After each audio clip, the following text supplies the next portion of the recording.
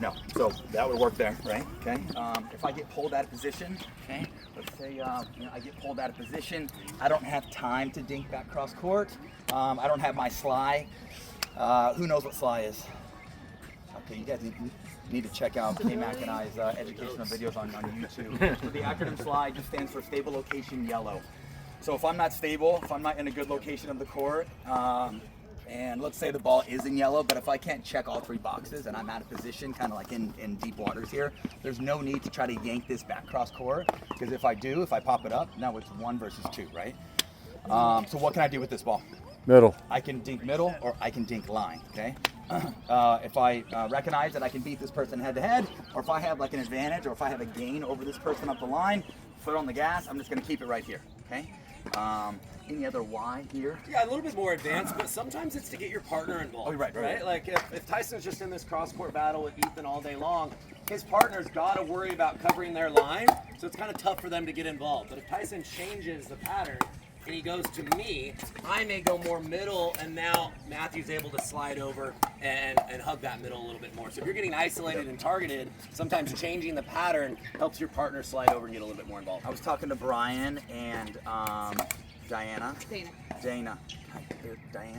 I'm right behind you. Diana's over there. Just stop with the Diana. Stop it. What did you ask me yesterday? Yes, Tyler. Yeah, right. Somebody called me Tyler all day yesterday. Thomas. Yeah. I just took it, baby. I'm like, bring it home. I've been called worse, man. I've been called worse. About your partner getting targeted. Right. Yeah. So same thing. I was telling Brian. Dana was just kind of isolating line. I simply said, hey, to get Brian, who's on the left, involved, it makes sense just to think cross there, right? So why cross court? 24 feet versus 14, more distance, lower part of the net. You can add more spin, you can dink more aggressive cross court. Why? Because you have more distance, lower part of the net. Different patterns here.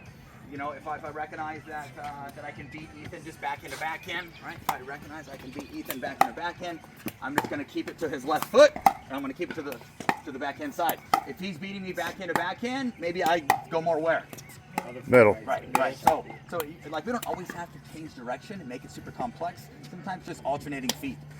Who was I playing? Max Freeman and I at Masters a couple weeks ago played Connor Garnett and Augie. Connor Garnett, Tui Nation, right? Loves his what? Tui backhand. Loves the 2. I was on the left. Where was I dinking? I was dinking inside foot. Augie is a lefty. Augie's in front of me. Connor was on the left, so I was dinking more inside foot. Okay, so sometimes, just you can alternate feet, or like you can find a weaker side just by moving the ball around, keeping it cross, but just moving it around in a way where you're just alternating feet. Okay. I like dinking middle too, making them fight over it. Communication-wise, anytime there's a ball in the middle, make sure we're talking, okay? I like the old X rule. It's pretty simple, right? If Ethan is dinking to me cross court, and I keep going middle, okay, that is Ethan's ball. If Ethan creates the angle, it's his job to kind of cover the middle. You know, if we move this around, move it around a little bit like this, okay? So, plain and simple, if I'm dinking cross, I'm covering middle. If Matt's dinking cross, he's covering middle, okay? Kind of applies to back here as well. Like if I start by taking a drop in the middle, right? I drop, I come in, it comes back middle. If I say yours, which happens probably way too often, right? If I started, I should stay. It makes things very, very simple, okay? Keep that X roll, yeah? Okay? Guys, I want to take that one step deeper. Who did I talk to yesterday? What's your role when you're in front of the ball? Who did I talk to? Stay what? Square with the ball, right? I really want us to make sure that when we're out wide, when Matthew's pulled out wide, I have to go with, because if he speeds up and the ball is here, I'm weak on the counter, okay? So cross court has the middle, person in front of the ball, stay square, please. Like that. So if Ethan is looking to speed up, I'm gonna dink to you. Go ahead and just trap it for me. Okay. So Matt has to cover what?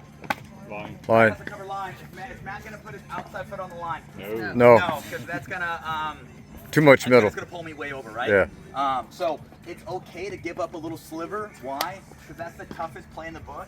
It's high part of the net, low percentage. If Ethan can hit this all day long, Carol's gonna buy him dinner tonight, right? Very, very tough shot to hit time and time again. Okay, what's the easier shot for Ethan, or I guess what's the easier spot for Ethan to speed up to here? Okay, if you don't mind, go ahead. Okay, so I'm gonna be covering middle.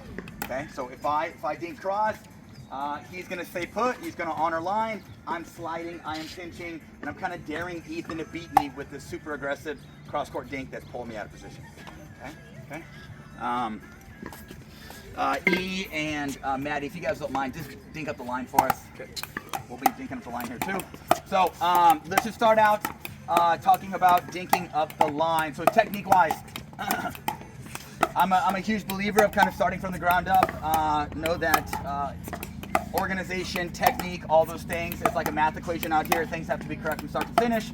So anytime I'm too wide, I was talking to somebody about this yesterday. Who was it? Was it Cliff? It was Bob. Bob, don't you dare. Bob, what do you love to do, baby, and what you're not going to do today? I'm not going to go wide. Yeah, I'm not going to do that. Okay, Bob. Okay, so anytime we get too wide, what's very natural? To take a lot of balls out of the air, okay? Things get popped up when you get put on your edges, okay? Edges, moving laterally, or I get overextended, okay? Narrow the stance, okay? Know that we have 3 different ways to dink, right? Out of the air, half volley, or 6 step back, okay? But if I'm here, I'm pretty limited to just kind of one not shot selection, but one area to make contact, and that's usually leaning, getting on my edges, and then taking a lot of balls out of the air, right? Okay, so make sure we're in a nice mobile, super athletic stance.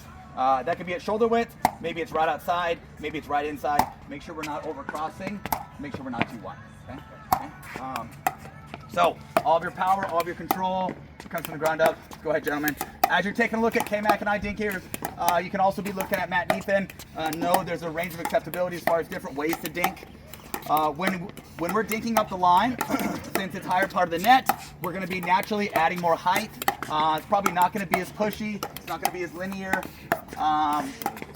We may not be adding as much spin dinking up the line as we would cross court. So forehand dink here, take a look, forehand dink. If I'm just going tip down, so this is just a simple lift dink, right? Palm is nice and still, letting the ball come to me.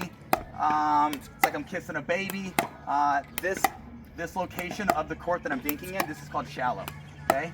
So, if I'm at a, let's say, 2.5 to 3.25 level, you're gonna find that just by hitting lift dinks, making balls, hitting shallow dinks, it's going to put you in a position where you can win a lot of points. Okay, neutral, shallow, textbook. Just make balls in a non-attackable zone. And that shallow zone, if we're going to break this kitchen in half, here's that half line there.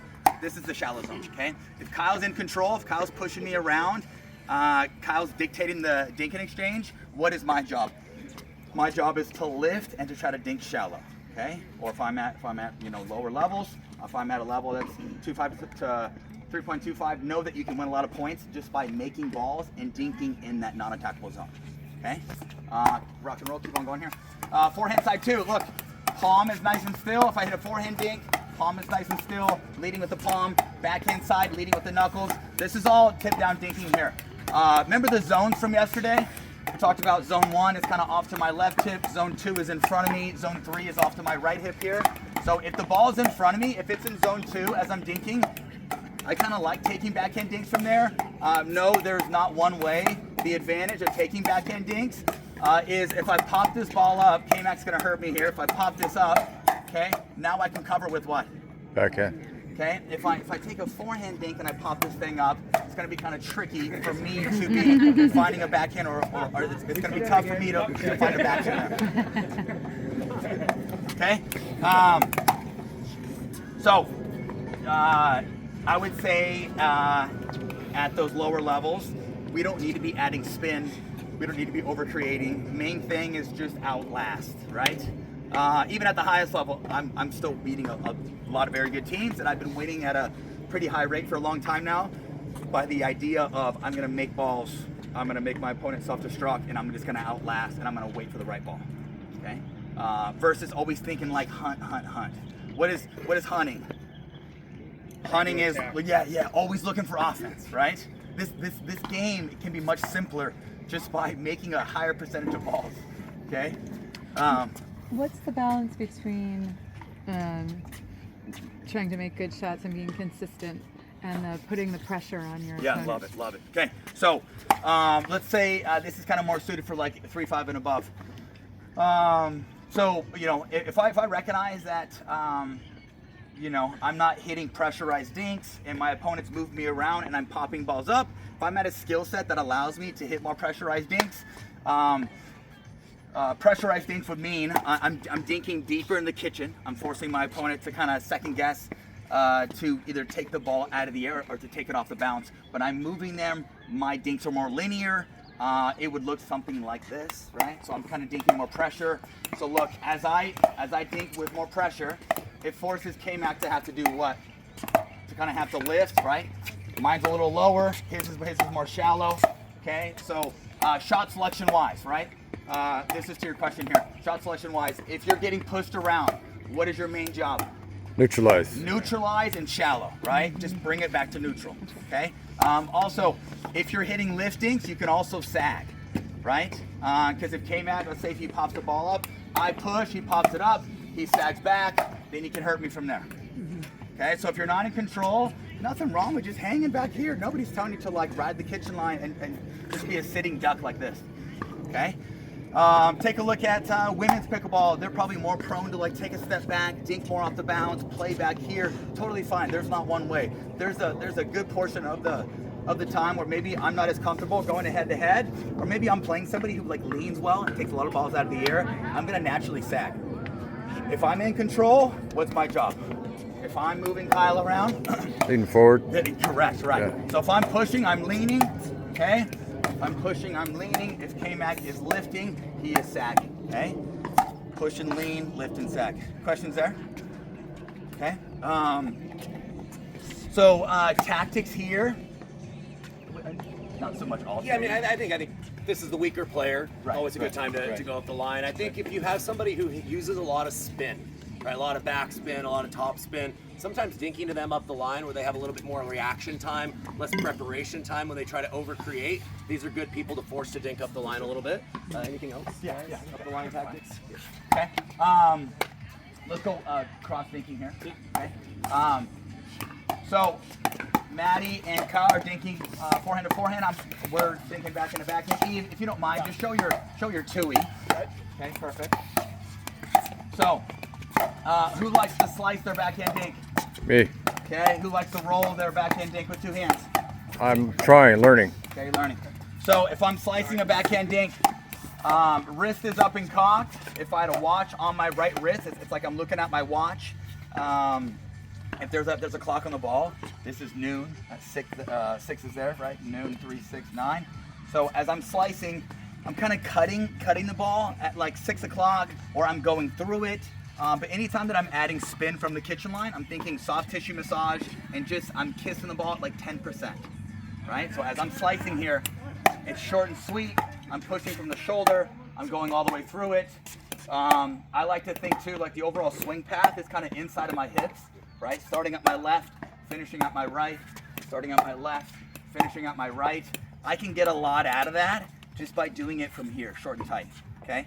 Remember those bubbles that I was talking about yesterday? Right, 1, 2, and 3. Anytime we're dinking, you're always kind of inside of that first bubble as far as length, okay? So it's short and tight. If you don't mind, show us the 2. Yeah. Show us that little sexy two of yours. So anytime we are using a two-handed backhand, Maddie, if you don't mind walking us through this. Yeah. So I think a couple things that we really want to think of is, for me, like I want to really make contact in between my stance here, right? As soon as the ball gets outside of my left leg, now I'm going to be using a ton of wrist, right? So the two-handed backhand, you can be more dangerous with it, but it does take a lot more preparation and footwork. So for example, on the one, I can kind of get away with a slight knee bend. With the two hands, I got to really drop my butt. I try to get my butt below the height of the ball there. And it is essentially a left-handed forehand. My left side is doing probably 80% of the work. my right arm stays pretty tucked, right? If you find your right elbow flaring out, all you can really do is push. If you keep this right elbow tucked, now I can really get around the ball and get cross.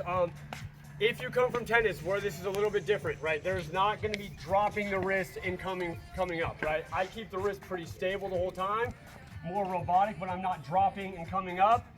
Wrist stays stable, and then I'm trying to rotate around the outside edge of the ball if I'm going cross court on this. Would you agree the overall hitting zone is definitely more limited? It's a little smaller. Yeah. I'm tight to the feet body, to it. right? I am not trying to be extended when I'm making contact with these. I want to be pretty close to the ball here, and I'll kind of hover the ball, almost like if I was like a shortstop, right? I'm like right over the top of that ball, and I stay down through the shot, right? If you go and pop up as you're swinging, that is also going to cause the ball to lift, and you'll be eating a lot of plastic. Tyson. So yeah, think left hand, think 9 o'clock, right? If I'm slicing, it's more 6. If I'm hitting a backhand, it's more 9 o'clock. It's more outside edge, 10% of 9, right? I can alternate feet. If I'm hitting a forehand dink and I'm rolling, okay? This is my special right here. So I would consider myself probably one of the better right side devils. With that being said, when I'm rolling the forehand dink, okay, it may look like I'm using my wrist, but I would say it's probably 80% shoulder to 20% wrist. But same thing. Now I'm thinking 3 o'clock, 10% of 3. Okay. In any time that I'm adding spin, I'm just giving it a little kiss. I'm not really going through it.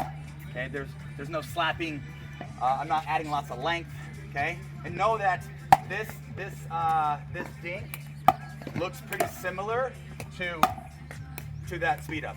So higher levels, if you're looking at the skies, show the same look, right? Maddie was showing the two-E. Maddie's dinking in zone 1, Maddie's dinking in bubble 1 with his two-E. If he's gonna pull it, same look. He's just gonna extend out into bubble 2 or 3 if he's gonna speed. Same look. Questions? Yeah. On the forehand dink, is there openness that your paddle's supposed to be more? Like, 'cause I feel like on my forehand, my paddle face is closed a lot more than you just showed it. Kind of. So there's not one way. Are you slicing or adding spin? Are you slicing or adding top spin? Top spin. Okay. Like, my face is closed a lot. Close. This is close. No, like That's it's always like open. this way. Oh, this way. Yeah, Way. yeah. Well, so yeah, if I get pulled out of position, naturally I kind of have to get the wrist there, right? Dinks get popped up on our edges, correct? Why they get popped up on our edges is because the wrist wants to overuse. Nice little cheat code that Nick's talking about is Nick gets pulled out of position here.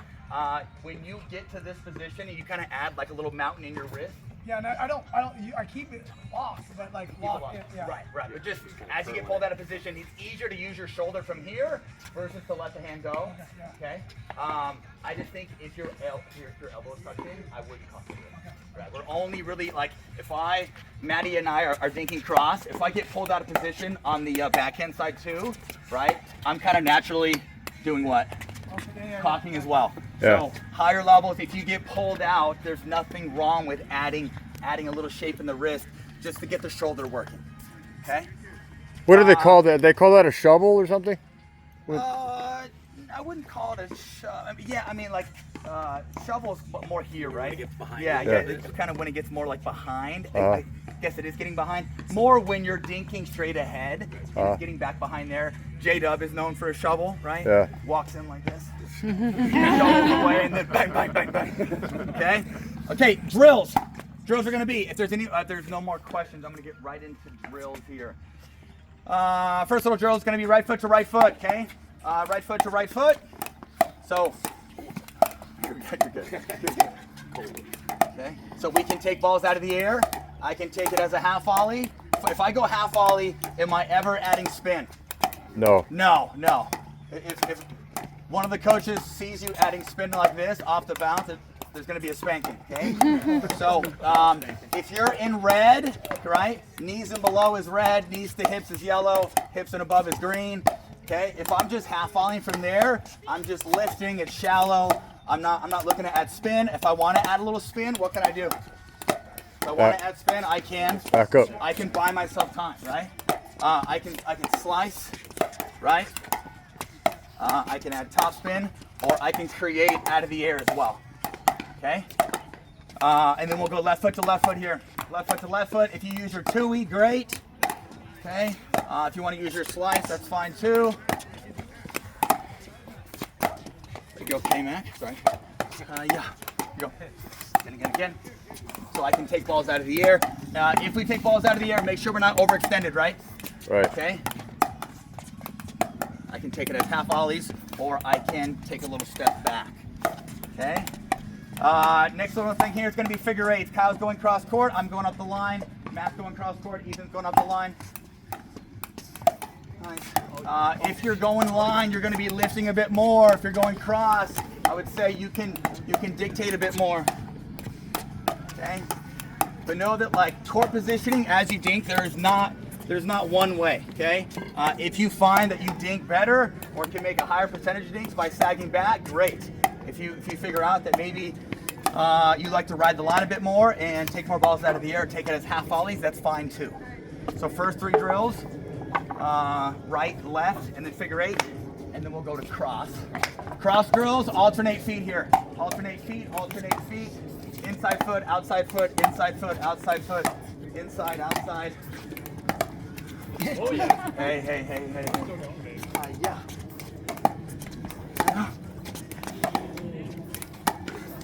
So my main philosophy here is we're gonna make a lot of balls. We're gonna outlast. That's happened like 3 times. We are gonna outlast. We're gonna simplify our technique. The less going on, the less that can go wrong. Understand shot selection. If you're off balance, if you're out of position, if you don't have your slide, if you're losing the battle, trust the idea that there's a handful of people that are gonna break down, and you're gonna win a lot of points by unforced errors. So just trust the idea of shot selection. If you're on D, make balls. If you're on offense, then you're looking to lean in and dictate. Okay. From here, gentlemen, we'll go one side pushes, other side lifts. Okay. Okay.